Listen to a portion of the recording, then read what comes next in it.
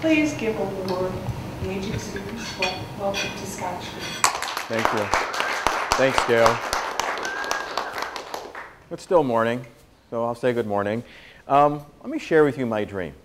I have a dream that each of you discovers how amazing you are by tapping into this, the visionary part of your mind, and you flip that switch, you make that connection, and you discover how amazing you really are, and then you begin to do all the things you never thought you could do. You start accomplishing your goals, your dreams, your visions. You start living the life that you really wanted to live. And then in my dream, something else happens. You begin to share this information with the people around you know, your friends, the people you work with, your family. How amazing would your children's lives be if at a very young age they discovered their amazingness and they realized they could live a life that had no limits? That'd be pretty amazing. So then in my dream, you start sharing this information with the people around you, and they begin to improve their lives. They begin to accomplish their goals and their dreams. And then they start helping other people, and they start helping other people. And we start this chain, this non-ending chain that keeps growing and growing. And a new energy, a new consciousness begins to take over this world, and the world becomes a better place. And that's my dream. And that dream started a long time ago when I was a kid. I was this shy, caring, loving little boy with a twinkle in his eye and a little voice in his head saying, you know, you need to help people. You need to make a difference in this world because this is who you are. This is what you are. This is your mission in life. And you would have noticed me when I was a kid. I was different. I was the fat kid. I was really heavy. And people used to make fun of me all the time in public. I was called lots of names. Fatso, Tubby, Piggy, you name it, I was called it. And those names hurt. I never let anybody see that hurt, but it did. They hurt. And I began to withdraw from the world. My social life and my skills were being developed by the TV and the refrigerator. The more I was teased, the more I'd get upset, the more I withdrew, and I would bury myself in food. The emptier I felt, the more I ate. The more I ate, the emptier I felt, and this horrible cycle continued, and I got heavier and heavier. And I can remember times when I was a kid, like I remember when I was in grade school. Do you remember in gym class, you used to do the President's Program on physical fitness? Anybody remember that? Okay. You know, it was all week long. You do things like push-ups and sit-ups and the standing broad jump and lots of things I didn't do very well. But always on one day, they weighed us in. And it was not my favorite day. In fact, I had a particularly sadistic gym teacher who thought it'd be wise to weigh us from the lightest to the heaviest kid. And I was always the last one. And it'd be the same thing every year. Okay, Schmaren and anybody else who's left. Well, there never was anybody else. It was just me. And everybody would laugh and they'd cheer, and I'd go up there and I'd weigh in, and you know what? It really sucked. And that little voice in my mind telling me, you know, you need to start helping people, you need to make a difference in this world, it started to fade away. Or I remember another time when I was about 20 years old. I remember being invited to a New Year's Eve party. And there was like 40 or 50 people there, and I was excited. Somebody invited me to a party. And I remember going to the party, and I remember sitting down in a wooden rocking chair, and just like out of a scene in a movie, it broke. Actually, I crushed it. And there I was, this short, fat guy sitting on the floor, and all these people just turned around, and they laughed. And inside me, I was screaming and crying, saying, you know, why is this happening to me? This is not fair. Why is this happening to me? Why me? Why me all the time? Why me? So I went home that night, and I spent the rest of my New Year's Eve in my apartment with my two best friends at that time, a large sausage pizza and a frozen Sara Lee cheesecake. And I ate them both. I stuffed myself. I was in physical and emotional pain. It hurt. I was miserable. I hated the world. I weighed over 350 pounds. I'm 5'6". I had a 56-inch waist. I was almost as big around as I was tall. I was angry. I was frustrated. I hated the world. And then a bad thing happened. I gave up. I quit. And I decided I didn't want to participate in this anymore, and I didn't want to live anymore. So one day, I found as many pills as I could, and I took them, all of them. And I remember sitting on my couch, closing my eyes, putting my head back, and waiting to die. And fortunately, I didn't. And to be honest with you, that was the turning point in my life. I realized that I'm here for a reason. And you know what? You guys are all here for a reason. And that was the turning point for me. It was like a giant lightning bolt that came out of the sky, just struck me right in the head, and it cut through all the layers of excuses, the anger, the frustration that was getting in the way of me truly discovering how amazing I was as a person. It was a painful yet therapeutic process. I cried for a long time, and it washed away all that stuff that was getting in the way. And I realized probably for the first time in my life that I was responsible for my life. I was probably the first time in my life that I was awake, aware, and in the present moment. I was responsible for everything that led up to me being this heavy, and I was responsible for today, and I was going to be responsible for tomorrow and every other day of the rest of my life. So I began to work on myself. I started using some of these incredible tools and techniques that I had learned and developed that I really never used for myself. And I began to work on me, changing my beliefs, my values, what I wanted out of my life, my goals and my dreams. I remember the first goal I set was to be able to go in public and not be noticed for being the fat guy. And then when I did that, I said, I want some more. There's more than life than just not being noticed for being heavy. I wanted to experience all the things that I had missed out on in my entire life. I had a lifetime of experiences I never had, and I wanted. And I wanted to live a long time. I wanted to be healthy and strong and vibrant. I wanted to be amazing. So I worked on myself more. And I changed my ideas, my thought processes. The more my mind expanded, my waistline shrank. I lost almost 180 pounds. In fact, that's what I used to look like. So, big change. And my life changed, and everything got much better. And then that little voice in my head that kind of left me when I was feeling bad for myself, it came back. And it came back loud and strong. And you know what I realized? It never left me. I had stopped listening to it. It always had been there. And great things started happening. It still happens now. I'm out and about, and I bump into people I haven't seen in a very long time. And they'll say, first they do a double take. They're not sure if it's me. And they ask me, how did you do what you did? And I would tell them my story of transformation. And it really wasn't about losing weight. It's about change. It's about making change. And then people started asking me, well, can you help me lose weight? Can you help me overcome the other obstacles and challenges in my life? Can you help me? And all those things are really the same. It's about change. It's about change. And of course, the answer is yes. And that little voice in my mind now, it's really strong and powerful. And every day, it smiles at me because I'm doing what I'm supposed to be doing, which is helping people every day truly discover how amazing they are. And that's what I do. And all this starts very simply with a goal, a dream, a vision. So we have a short period of time today, so I thought we'd do something productive instead of hearing me blabber the whole time. Let's do something productive. There should be some worksheets on your table together. There's a great quote on the top of that sheet, if you look at it. The two most important days in your life are the day you were born and the day you discover why. Mark Twain. What a great quote. I love that quote.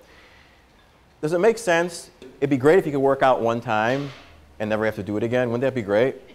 Okay, well, your mind is the same way. You've got to exercise your mind every single day. Here, think about this. If you spend 30 minutes a day working on yourself every day of the week for the entire year, 30 minutes a day, if my math is correct, it'd be 186 and a half hours you would spend working on yourself, or it'd be 4.5 40-hour work weeks. So if I sent you away for 4.5 weeks, 40 hours a week working on yourself, would you come back different? So why don't you just do that in a half hour a day? So this is a very simple routine to help you get focused on what you want to accomplish in your life and your goals, and it'll help you achieve them. So there's some blanks to fill in here, because I always feel it's better you writing something down and participating. And you'll do this in the morning. Every morning when you wake up, and before you go to bed at night, you'll stand in front of your bathroom mirror, you'll look yourself in the eye, and you're going to say these 9 words. On the first line, thank you. The next line, I love you. The next one, I'm sorry. And the last one, forgive me. 10 times. You look in the mirror and you say, thank you, I love you, I'm sorry, forgive me. Thank you, I love you, sorry, forgive me. 10 times. And do that at night before you go to bed. It's very freeing and very simple. 2, keep a journal and commit to writing in it the following every day. First line, blank, your major definite purpose in life. What's your mission? Familiar with the book Think and Grow Rich? Okay, Napoleon Hill. All these skills I'm showing you today are ways of implanting your definite major purpose or your goals in your mind. Napoleon Hill always talked about is focus your conscious attention on what you want to achieve, turn it over to your subconscious mind, and then turn it over to the infinite intelligence of the universe. So, you want to write down every day in your journal, what's your major purpose in life? Mine is very simple, and you want to state it in the present tense. I am helping over 1 million people discover how amazing they are. And I write that out every day. For thousands and thousands and tens of thousands of times over the years, even when I was not thin, I would write this out every day. I have a strong, lean, healthy, muscular, sexy body that's youthful, weighing 175 pounds that I maintain easily every day. I've written that out thousands and thousands and thousands of times. Why do we write it out? One, what we know from neuroscience is that what we write out in our own handwriting on a piece of paper, we have a tendency to believe to be true. Doesn't matter if it is or it isn't, but we believe that to be true. So write it out in your own handwriting, whatever you want, and you want to state it in the present tense. You know, your I am foundation, those are two of the most powerful words we have in our language. I am. Whatever you put after those words define you. I am. Define yourself. How do you define yourself? Everything stated in the present tense. So, your definite major purpose. What's your life's mission? Next line, all of your goals, dreams, and visions. Your goals, your dreams, and your visions should be based around what your major purpose in life is. So if my major purpose in life is to help over 1 million people discover how amazing they are, I need to be doing things like speaking in front of groups like this, writing, working with people on an individual basis. My goals support my vision, my major purpose. Does that make sense? Good. And again, those should be stated in the present tense too. Would it make sense that if you want to be something, you should act that way now? When you look at people in the business world, guys like Steve Jobs, when he was in his basement somewhere tinkering away, making a computer, he already thought about all the things that he was going to create. He always thought of himself as being an innovator and being a leader. He didn't get up here one day and say, okay, now I'm here. He was here when he was down here. He just waited for the rest of the world to catch up to him. And that's what you need to do for yourself. Okay? Then next you want to write in your journal, on the third line there, it says, what actions will I take today to make them a reality? Okay, you've got a goal, you've written it down, you stated it in the present tense, you're going to act this way, you're going to be this way now. What do you have to do every day to take another step closer? You don't want to move backwards, you want to move closer. Just to talk about it is good, but you want to do something every day. You want to take some action on it. Make sense? And 3 things or more that you are, on that last blank, thankful for in your life. I got to tell you, when you're having a bad day, that's probably the most important thing you to do, is to realize that you have something you should be appreciative of in your life. Because you know what? There always is. There is always something you can appreciate in your life. And the last page, this is a very simple exercise. It's a centering exercise. We seem to be always doing something other than what we're supposed to be doing. We live in a world, right? We're texting, we're talking, we're driving, we're listening to music, but we're never really doing what we're supposed to be doing when we're doing it. Being in the present moment is probably one of the most powerful things that you can do. Make sense? Okay, this is a very simple centering exercise. I use this for everything. I did this in my car before I came in here today. It's 9 breaths. It takes about a minute. I'm going to do it with you now. These are just instructions to do it. It's so simple. And what it'll allow you to do is, most of the time when we're doing something else, we're thinking about something you've already done that we now have no control over, or we're thinking about something we have to get done in the future, which hasn't happened yet, so it doesn't really matter. We need to be focused on now. So this is a very simple exercise for you to do that. So you can put your pens down for a minute. And what I'd like you to do is just to close your eyes. All right, I'm going to ask you in a second to take a deep breath in. But when I say take a deep breath in, breathe in through your nose and fill up your belly with air. That's a deep breath. And then exhale out through your mouth. So go ahead and take a deep breath in. And as you exhale out, just let go of all the things from the past you've been thinking about. Let them go for right now. They've already happened. And as you let it out, just let go of all the things that have already happened, yesterday, the day before. And one more time, take a deep breath in. And as you let out, just forget about all the things from the past. Put them away for now. And now when you take a deep breath in, as you let it out, let go of all the things you got to get done later today, tomorrow, the next day. Just let them go. They haven't happened yet. And again, take a deep breath in, and as you let it out, just let go of all the things they have to get done in the future. And now when you take a deep breath in and let it out, again, let's let go of all those things you got to get done today, tomorrow, a year from now, whenever it is. And now this time, you take a deep breath in, and as you let it out, focus all your attention on now, today. What do you want to get out of this? What do you want to get out of what you're going to be doing right now? And again, take a deep breath in, and as you let out, focus all your attention, your skills, your resources, everything that makes you amazing on what you want to accomplish now. And one last time, take a deep breath in, and as you let it out, focus everything you have on this task that you're going to do right now. Good. Open your eyes. That's a very simple thing to do, don't you think? How am I for time? About 3 minutes left. I got 3 minutes. I want to tell you a quick story, if I may. Hopefully I won't run over. Of the power of goals. I work with some really cool clients, and sometimes they inspire me more than I think what they get from me. And I want to tell you a story about this coin. I'll pass this around. It's a fireman's medallion. There's a patron saint of firemen, it's Saint Florian. And I'm going to tell you a story about this guy named Steve, and that's his real name, is Steve. And Steve was a client of mine, and he's in his mid-40s. He was in the first Gulf War. He was a battlefield EMT. He was injured. He took a piece of shrapnel in his stomach and was still able to heroically take care of the soldiers that were injured before he took care of himself. Came back from the military, was in Arrowhead, California, and Steve got into the IT business. He loved the internet, but he also liked being a fireman. And he was a volunteer fireman in Arrowhead, California, and he loved doing it. And about 6 years ago, he was fighting a fire, 3 stories up on a ladder, and the pressure was building up in the building without anybody knowing it. And the side of the building blew out, and the side that he was on, he was blown 3 stories off of a ladder and fell on concrete, and he should have died, but he didn't. He had a massive amount of damage done to his vertebrae and his spine. He had nerve damage in his back and his legs. And he proceeded to spend the next 5.5 years in a lot of pain.